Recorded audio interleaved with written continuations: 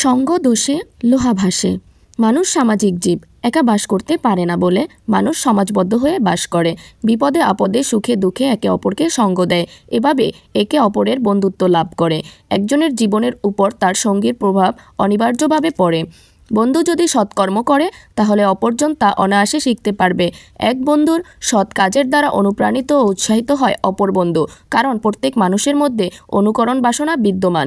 একজন মানুষ ভালো হবে না খারাপ হবে অনেকাংশে তা নির্ভর করে তার পরিবেশের উপর। আর এই পরিবেশের সবচেয়ে গুরুত্বপূর্ণ উপাদান হলো মানুষ, যাদের সান্নিধ্যে সে থাকে। একজন ভালো মানুষের সান্নিধ্যে একজন খারাপ মানুষও ভালো মানুষে পরিণত হয়। আবার একজন মানুষ যত ভালোই হোক না কেন, সে যদি মন্দ লোকের সংস্পর্শে থাকে তাহলে তার প্রভাবে মন্দ কাজ করতে বাধ্য হবে। যেমন লোহা সাধারণত পানিতে ফেললে তা নিমেষেই ডুবে যাবে, কিন্তু তার সাথে যদি পানিতে ডোবে না এমন কোনো বস্তু বেঁধে দেওয়া হয় তাহলে লোহা পানিতে ভেসে থাকে।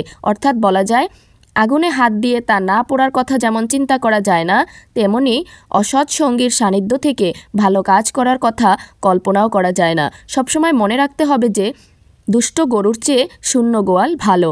বন্ধু থাকা ভালো, তবে যেখানে সৎবন্ধু দুর্লভ সেখানে অসৎ বন্ধুর সঙ্গ লাভের চেয়ে বন্ধুহীন নিঃসঙ্গ থাকাই ভালো।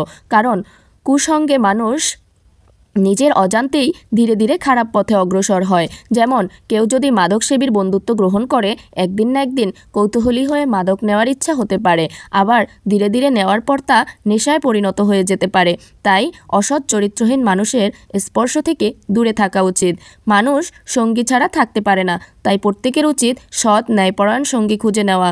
জীবনকে সৎ সুন্দর মহৎ করতে সৎ সঙ্গী নির্বাচন অত্যন্ত গুরুত্বপূর্ণ।